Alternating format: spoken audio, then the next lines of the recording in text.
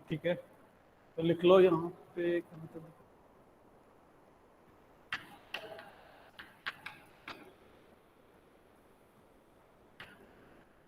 Euclid's ने कुछ exams दिए थे जिसको तुमको याद रखा है। तो बेसिकली उसने 5 एग्जाम्स दिए थे, उसको बाद में कन्वर्ट करके फिर 7 हो गए थे वो।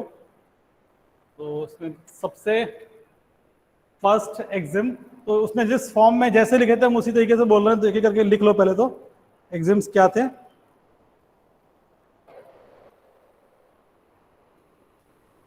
लिखो, फर्स्ट एग्जाम लिखो, things which are equal to the same thing, things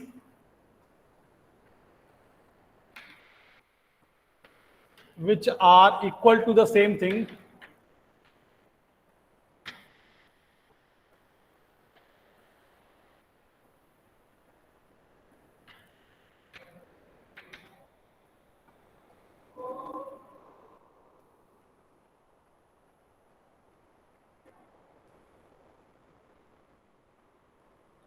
are also equal to one another, are also equal to one another.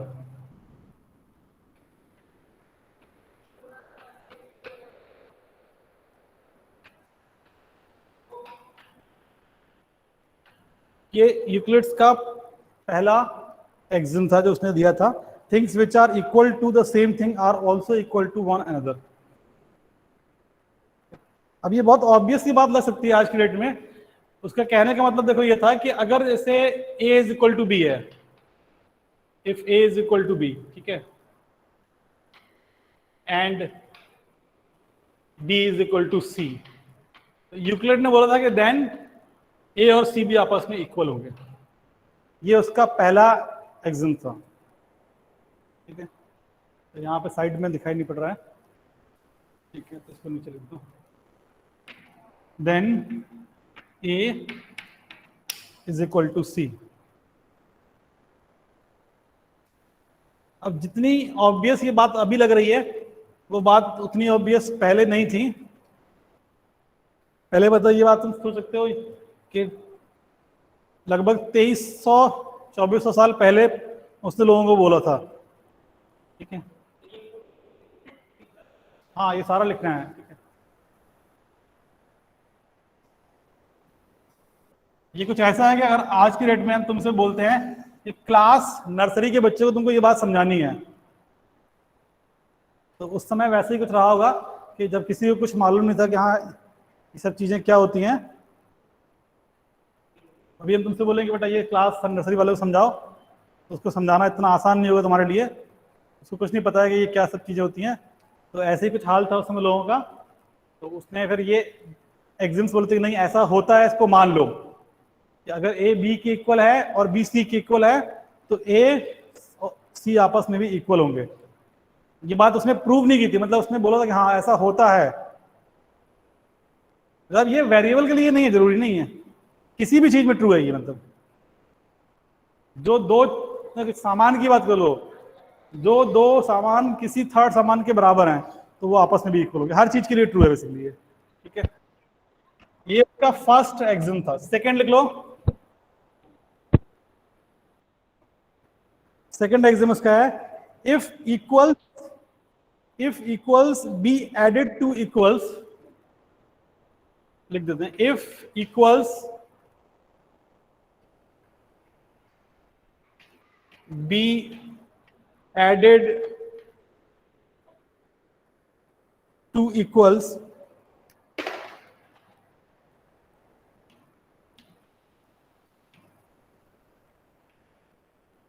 then if equals be added to equals the wholes are equal।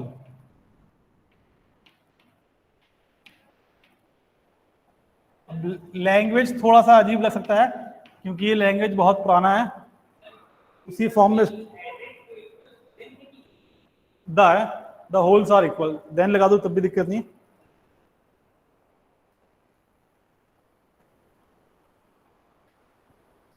तुम इसको then he कर लो, ठीक है, चलो then कर लो, then wholes are equal. If equals be added to equals, तो इसका मतलब समझो क्या है। देखो उसने बोला है कि अगर हम 2 और 2 दोनों इक्वल हैं, ये इसमें इक्वल अमाउंट ऐड कर दें दोनों जगह। इफ इक्वल्स मतलब क्या, ये 3 और 3 ये वाला इक्वल्स ये है। इफ इक्वल्स आर एडेड या बी एडेड टू इक्वल्स, इन दोनों में, ये दोनों आपस में इक्वल हैं, इसमें ऐड किए गए हैं। If equals be added to equal then wholes, wholes मतलब क्या है, जो पूरा, होल मतलब होता है कंप्लीट, जो कंप्लीट है वो भी आपस में क्या होगा, इक्वल। तो ये उसका मतलब था बेसिकली।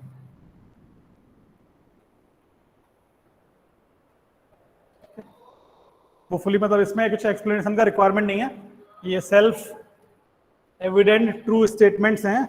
थर्ड लिखो फिर उसके बाद, ये सारे लैंग्वेज हम चेंज नहीं कर रहे हैं, लैंग्वेज में जैसा उसने अपनी बुक में लिखा था उसी फॉर्म में लिख रहे हैं हम लोग बस केवल, ठीक है। आज की डेट में उसको हम लोग अपने मॉडर्न लैंग्वेज में सिंप्लीफाई करके बोल सकते हैं।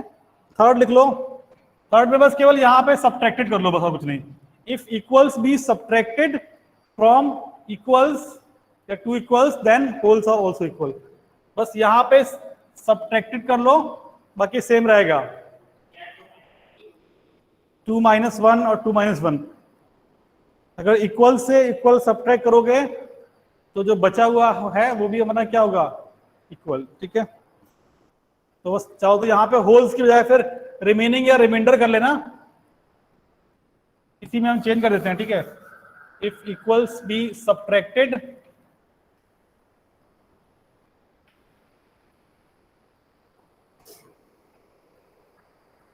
from equals, if equals be subtracted from equals then remainders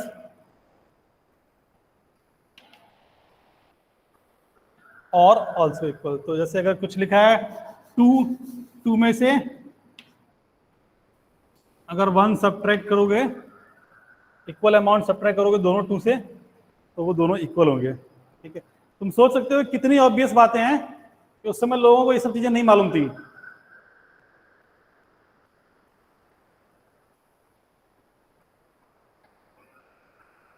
ठीक है, उस समय लैंग्वेज भी इस फॉर्म में नहीं है जिस फॉर्म में हम लोग पढ़ रहे हैं, कि 2300 साल पहले की बात है ये तो, ठीक है। उसका बुक का कलम ने ओरिजिनल बुक भी शेयर किया था, वो इंग्लिश में नहीं लिखा है बुक, बाद में उसको कन्वर्ट किया गया था इंग्लिश में।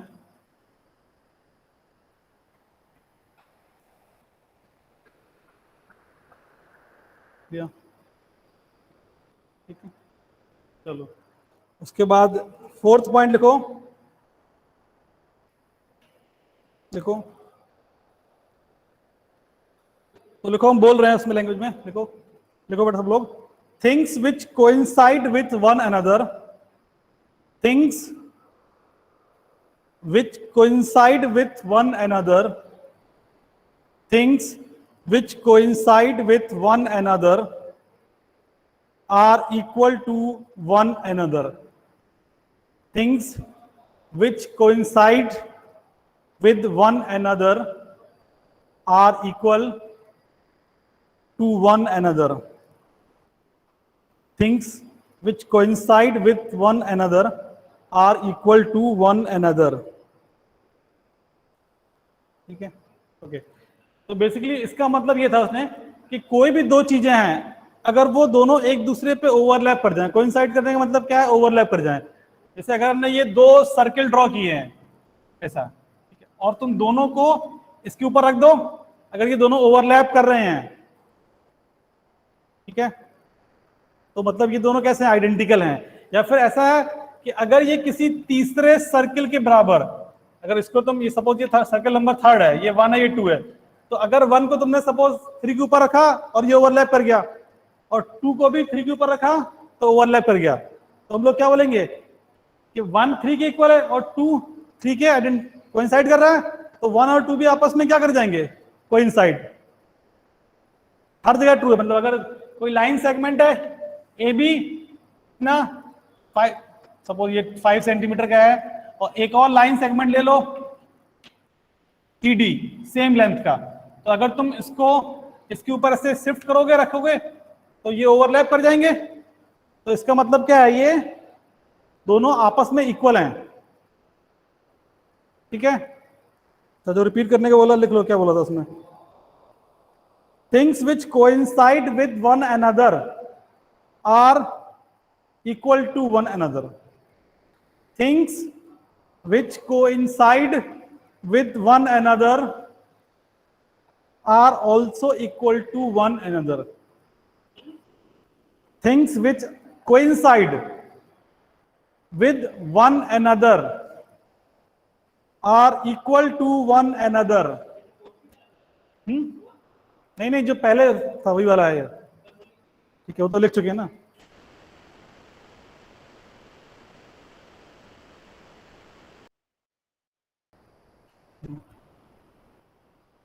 लिख लिया। नेक्स्ट लिखो 5th number, the whole is greater than the part.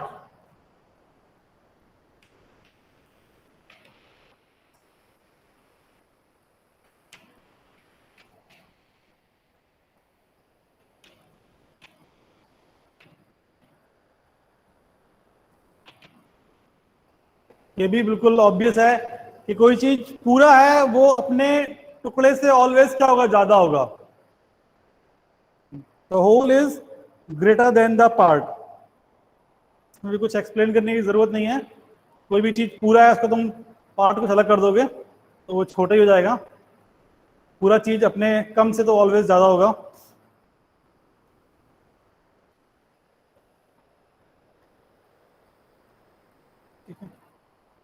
Sixth number लिख लो।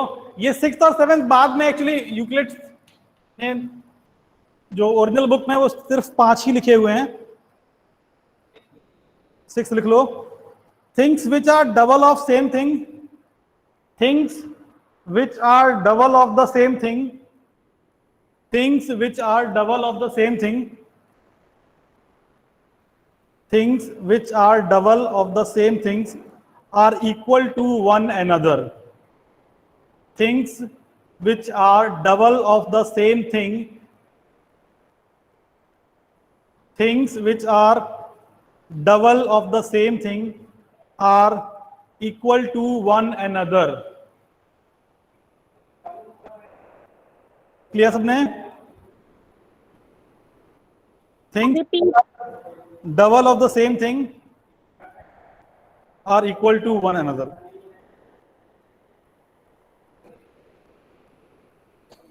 इसको इरेज करके लिख देते हैं।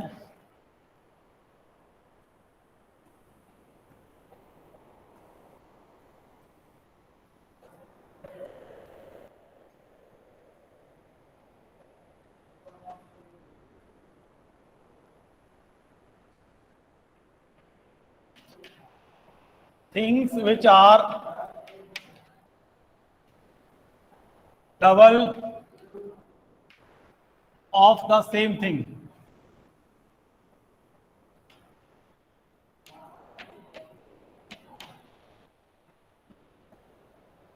things which are double of the same thing are equal to one another.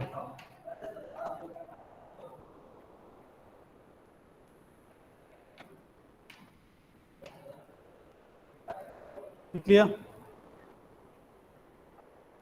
Things which are, obviously बात है कि ये बोल रहा है दो चीजें किसी सेम चीज के डबल हैं तो वो दोनों आपस में इक्वल होंगी। इसमें कुछ एक्सप्लेन करने की जरूरत है नहीं, समझ रहे हो? मतलब दो चीजें दोनों सेम चीज के डबल हैं तो वो तो आपस में दोनों इक्वल होंगी। इसी का 7th नंबर है थिंग्स विच आर डबल की जगह हाफ कर लो, half of the same thing, बस डबल की जगह पे हाफ कर लो, 7th बन जाए। Things which are half of the same thing are equal to one another. Things which are half of the same thing are equal to one another. ये 7 exams हैं यूक्लिड्स के। तो एग्जाम का मतलब तुमको याद होगा, ये पूरी मैथमेटिक्स के basic self evident true statement हैं, स्पेसिफिक टू ज्योमेट्री नहीं है, ये हर जगह वैलिड है। एग्जाम्स हम लोगों ने क्या बोला था, basics self evident true statement, जो मतलब अपने आप काइंड ऑफ एजम्पशन है ये, हाँ जिसको मान रहा है कि हाँ ये सही है, जो आज की डेट में हमको मालूम है कि सही है। तो ये 7 एजम्पशन थे जिसमें सारे बिल्कुल ऑब्वियस हैं। बोल रहा है कि दो चीजें अगर वो किसी तीसरे के इक्वल हैं तो आपस में इक्वल हैं, सही बात। दो चीजें किसी तीसरे के आधे हैं, आपस में इक्वल है, सही बात। दो चीजें किसी तीसरे का डबल हैं आपस में, अब ऐसे हम लोग चाहें तो और अपने पास से बना सकते हैं कि दो चीजें किसी तीसरे का ट्रिपल हैं तो वो आपस में, ऐसे हम लोग उसको एक्सटेंड कर सकते हैं। Whole is greater than the part, पूरा जो है वो आधे से बड़ा होता है, ये भी बिल्कुल ऑब्वियस सी बात है। थिंग जो ओवरलैप करती हैं वो आपस में इक्वल हैं, सही बात है। ओवरलैप मतलब कोइंसाइड कर रहे हैं, आपस में इक्वल हैं, ये भी सही बात है। तो ये मतलब बहुत ऑब्वियस सी बात है, इसमें कुछ दिमाग लगाने की बात नहीं है, ठीक है। तो ये थे हमारे एग्जाम्स यूक्लिड ने जो दिए थे। अब बात करते हैं जो यूक्लिड्स ने पोस्टुलेट्स दिए थे।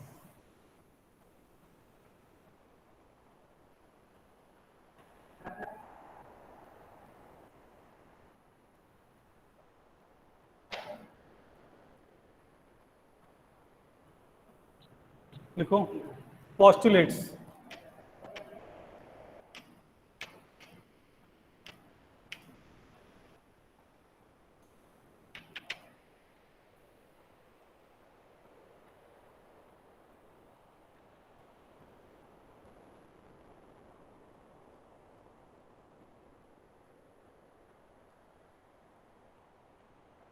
क्या लिखा, 2 आर एडेड लेटर। बेसिकली मतलब बुक में शायद 5 थे, अब ये तुमको अलग अलग जगह अलग अलग लिखा देखो मिलेगा। तो उस समय का एक्चुअल डॉक्यूमेंटेशन तो जो है वो तुम पढ़ भी नहीं पाओगे, हम भी नहीं पढ़ पाएंगे क्या लिखा है। मतलब कहीं पे 7 लिखा रहता है, कहीं पे 5 लिखा होता है ऐसा, ठीक है। तो हम लोगों ने 7 पढ़ लिए हैं।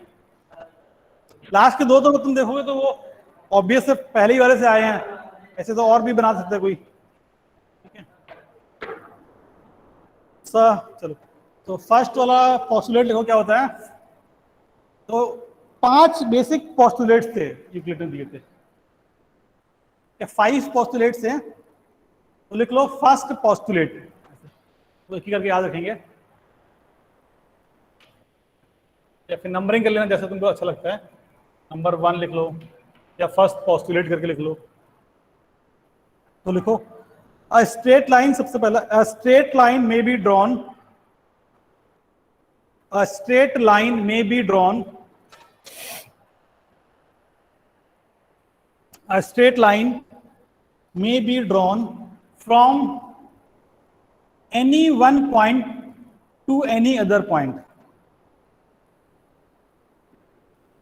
A straight line may be drawn, a straight line may be drawn from any one point to any other point. From any one point to any other point.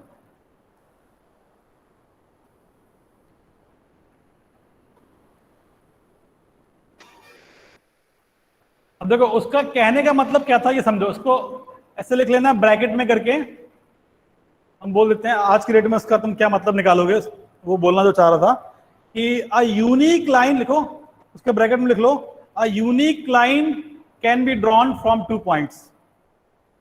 A unique line can be drawn from 2 points.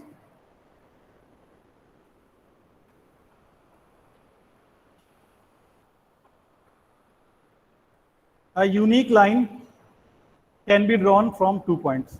ये basically वो बोलना चाह रहा था। जैसे एक point से कितनी लाइन पास करेंगे बताओ, अच्छा इनफाइनाइट, एक पॉइंट से इनफाइनाइट लाइन जाएंगी, लेकिन 2 पॉइंट से सिर्फ एक ही लाइन जाएगा। ये बेसिकली उसने समझाया था लोगों को, जैसे एक पॉइंट है तो इससे तो ये लाइन बहुत सारी लाइन जा सकती है, इनफाइनाइट लाइन, ठीक है। लेकिन अगर 2 पॉइंट है, सपोज इसी को कोई अगर हम आगे एक्सटेंड कर दें तो ये एक और पॉइंट है, इस पॉइंट से भी इनफाइनाइट लाइन, इस पॉइंट से भी इनफाइनाइट लाइन जा सकती हैं, लेकिन इन दोनों को मिलाने वाला, सपोज ये पॉइंट ए है और ये पॉइंट बी है, तो इन दोनों पॉइंट को जब मिलाएंगे तो एक ही लाइन बनेगा। तो from one point infinite line, लेकिन from two point there will be a unique line. ये हमारा था यूक्लिड्स का पहला पोस्टुलेट। तो पोस्टुलेट क्या है? बेसिकली ये भी एक एजम्पशन है, सेल्फ एविडेंट ट्रू स्टेटमेंट है, लेकिन अब हम लोग ज्योमेट्री की बात कर रहे हैं। ठीक है, सेकंड पॉइंट, सेकंड पोस्टुलेट लिख लो। A terminated line can be produced indefinitely. A terminated line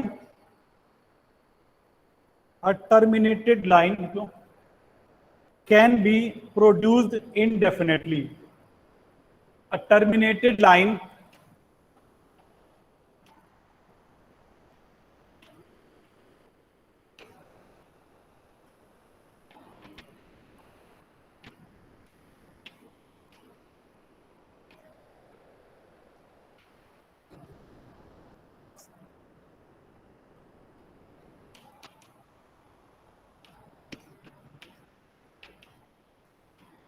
दिख रहा है?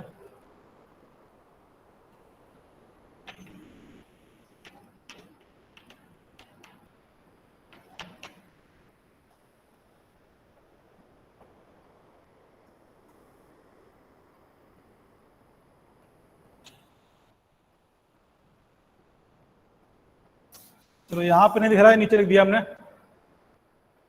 दिख रहा है? हाँ ठीक है।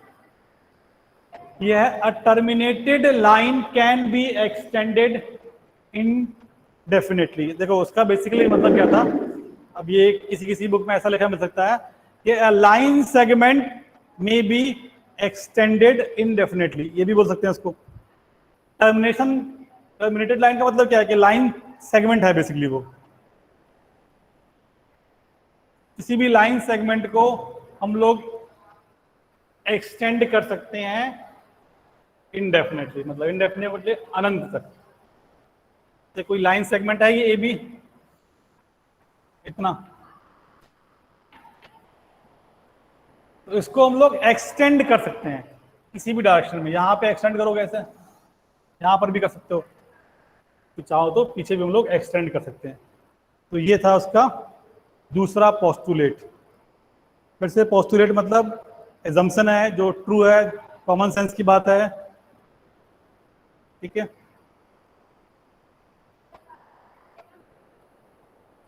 थर्ड लिखो, third postulate, a circle can be drawn with any radius and any center. A circle can be drawn with any center and any radius. A circle can be drawn from any center and any radius.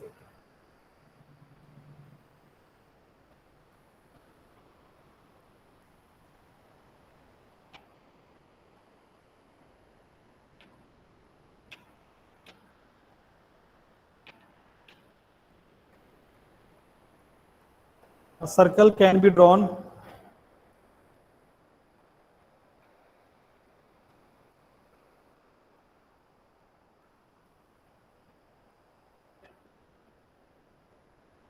तो बोल लो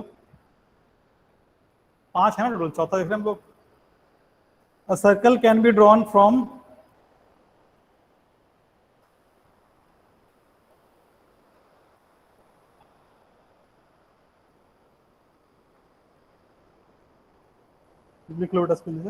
ये तो obvious है ना, इसमें तो कोई समझाने की जरूरत नहीं है कि कोई एक पॉइंट दिया जाए तुमको कहीं पर भी और एक रेडियस दे दें तो सर्किल तो ड्रॉ कर लोगे।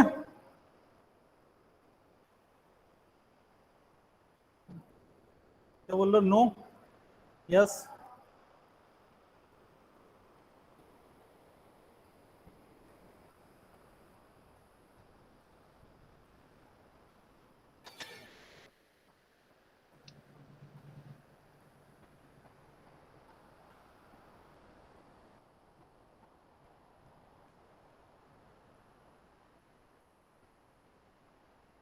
ओके ठीक है।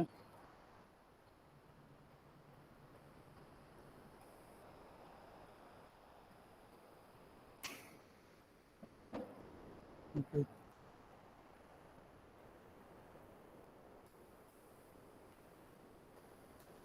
यहाँ पे तुम एक चीज चेंज कर लो, हमें थोड़ा इंग्लिश में गलत लग रहा है ये। A circle can be drawn,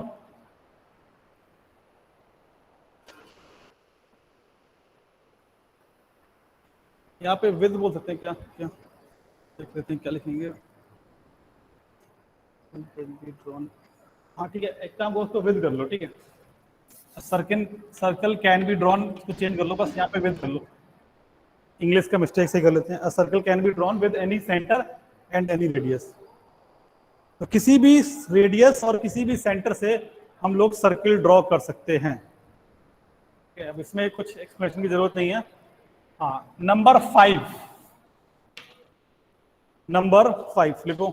given a line L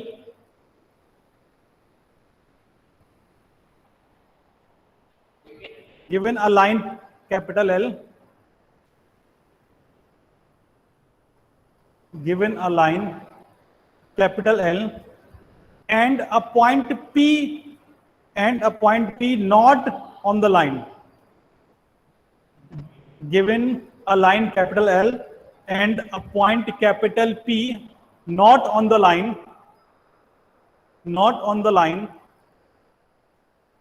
exactly one line can be drawn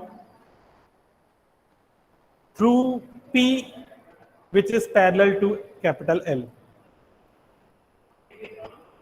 Given a line capital L and a point P not on the line, exactly one line can be drawn through P which is parallel to capital L, basically वो ये बोल रहा है कि एक line है, suppose ये capital L और ये कोई पॉइंट है P जो लाइन पे नहीं है, तो इस पॉइंट से सिर्फ और सिर्फ एक ही लाइन ऐसा होगा जो सेकंड के पैरेलल है। There is only one line. ये इसका 5th पोस्टुलेट है, ठीक है। हाँ, रिपीट कर देते हैं, लिख लो। Given a line capital L, क्या बोल रहे हो? फोर्थ वाला तो लिखा है ना यहाँ पे यार।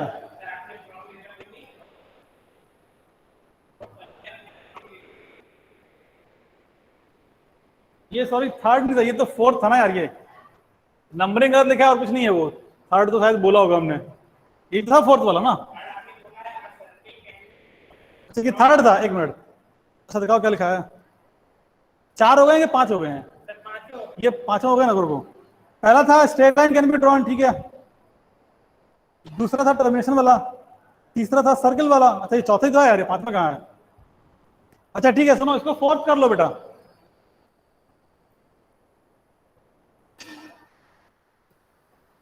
ये बेसिकली 5th है, ठीक है। चलो ये 5th वाला दिया था उसने ऑर्डर में, अगर छूट गया है तो 4th हम बता देते हैं क्या था।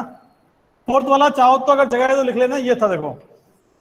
चाहे तुम उसको, ये वाला बेसिकली 5th में ही दिया था उसने, ठीक है। मतलब बुक में 5th था, तुम चाहो तो चेंज कर लेना। तो 4th वाला था, लिख लो, all right angles are equal. ये था all right angles are equal, all right angles are equal. ये था 4th वाला। 4th वाला जो पोस्टुलेट था ये था all right angles are equal.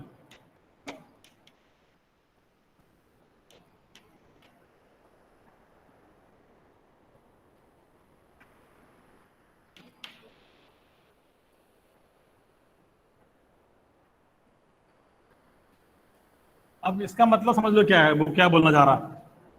Basically उसका कहने का मतलब ये था कि चाहे राइट एंगल ऐसे बना लो, चाहे तुम ऐसे बना लो, चाहे ऐसे ड्रॉ कर लो,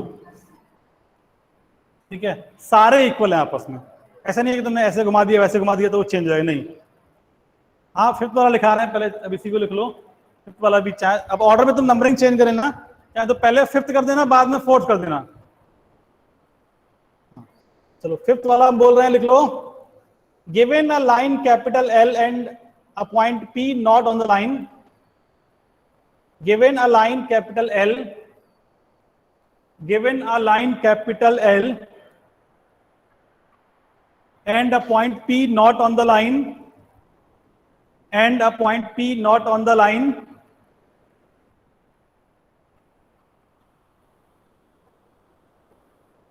exact comma लगा ना, exactly one line can be drawn, exactly one line can be drawn through P, P मतलब point, through P which is parallel to L. Exactly one line can be drawn through P which is parallel to L. हो गया? अगर किसी ने लिख लिया था पहले तो तुम लोग ऐसा कर सकते हो कि ऊपर वाले का नंबरिंग फिफ्थ ही रहने देना, जो लास्ट वाला लिखा है राइट एंगल वाला उसका नंबर 4 कर देना, ठीक है? क्योंकि शायद तुम्हारी बुक में भी इसी ऑर्डर में लिखा होगा।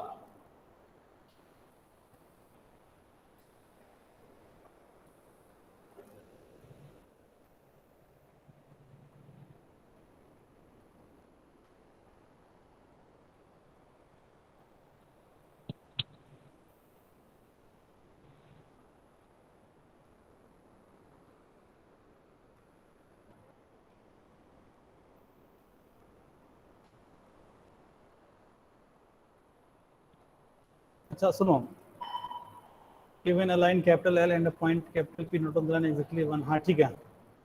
अब जो फिफ्थ वाला था उसको थोड़ा मॉडिफाई किया हमने। जो फिफ्थ वाला है ना, यूक्लिड ने इस तरीके से नहीं लिखा था, उसने क्या लिखा था उसको भी सुन लो, ठीक है?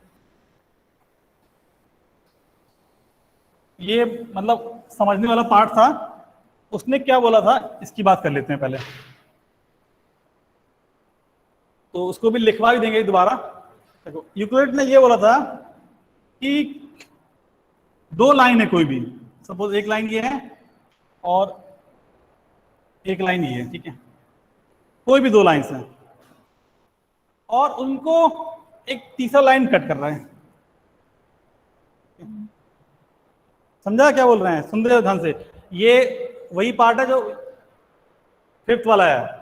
इसी को इस फॉर्म में उसने बोला था कि दो लाइंस हैं और इसको एक थर्ड लाइन कट कर रहा है, ठीक है? तो थर्ड लाइन जो कट कर रहा है उसमें ये वाला एंगल, ये वाला एंगल, ये वाला एंगल और ये वाला, इनको बोलते हैं इंटीरियर एंगल, इनको बोलते हैं इंटीरियर एंगल। तो दो इस साइड है और दो इस साइड है, चार इंटीरियर एंगल बन रहे हैं। तो ऐसा उस तरफ जिस तरफ इंटीरियर एंगल्स का सम 180 से कम है, जैसे यहाँ पे क्लियरली दिख रहा है हमको कि सपोज इसका नाम अगर 1 एंगल है, ये 2 है, ये 3 है, ये 4 है, तो हमको मालूम है, दिख रहा है तुमको कि एंगल 1 प्लस एंगल 2 ये क्या होगा? ये less than 2 right angle. 2 right angle मतलब 180 डिग्री होगा, दिख रहा है? तो उसने बोला था कि जिस तरफ ये कंडीशन सेटिस्फाइड है कि मतलब इंटरनल एंगल्स का सम 2 राइट एंगल से कम है, वो लाइन, ये दो लाइंस उसी तरफ जाके किसी एक पॉइंट पे मिलेंगी। अगर तुम इसको आगे एक्सटेंड करोगे ना तो ये कहीं पे जाके मिल जाएंगी और दूसरे साइड नहीं मिलेगी कभी। समझा क्या बोल रहे हैं? कि दो लाइंस हैं, ये थोड़ा टेढ़ा हो गया, तुम चाहो तो सीधा कर लेना, ठीक है? मतलब जहां पर भी मिलेंगी वो पार्ट क्या होगा? उस साइड होगा। किस साइड?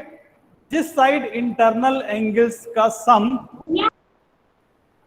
180, आज के डेट में हम लोग 180 बोल रहे हैं, उसने क्या बोला कि दो राइट एंगल से कम होगा।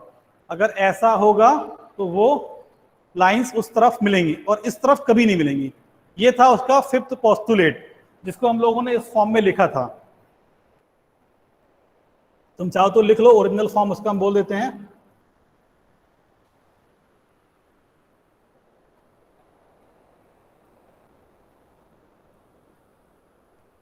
अच्छा ठीक है, लिखें, बोले? ओके लिखो। If a straight line falling on two straight lines if हाँ पर शायद हर केस में नहीं बेटा, इसी उसी के बाद वो पैरेलल वाला कंसेप्ट आया था कि अगर कभी नहीं मिलेंगे तो वो पैरेलल लाइन बोलेंगे ही, ठीक है। एक बेटा एग्जाम में तुमसे नहीं पूछेगा ये पोस्टुलेट, ठीक है। एग्जाम में तुम कुछ भी लिखोगे दोनों सही माने जाएंगे। लिखो, एग्जाम में ये चीज नहीं पूछते हैं, सिर्फ ये हम लोग इंटरेस्ट के लिए पढ़ते हैं और कुछ नहीं, थोड़ा हिस्ट्री जान रहे हैं और कुछ नहीं। देखो, if a straight line following on two straight lines, if a straight line following on two straight lines makes the interior angles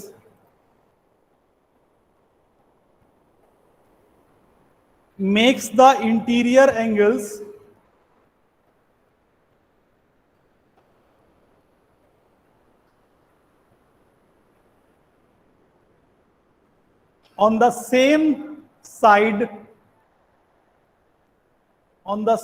side less than two right angles.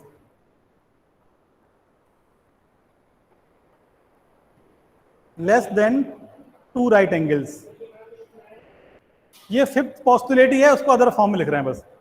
If a straight line following on two straight lines makes interior angles on the same side less than two right angles, the straight lines,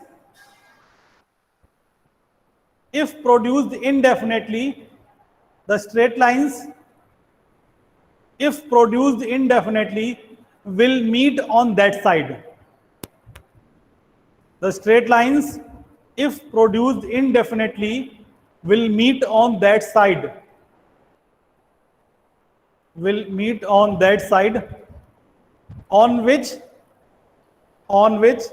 the angles are less than two right angles.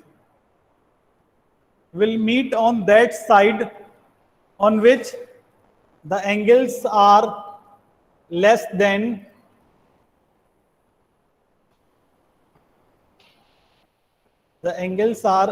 than two right angles.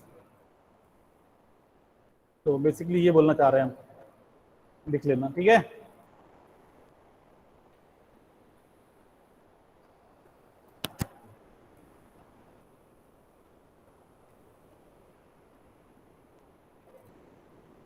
हो गया,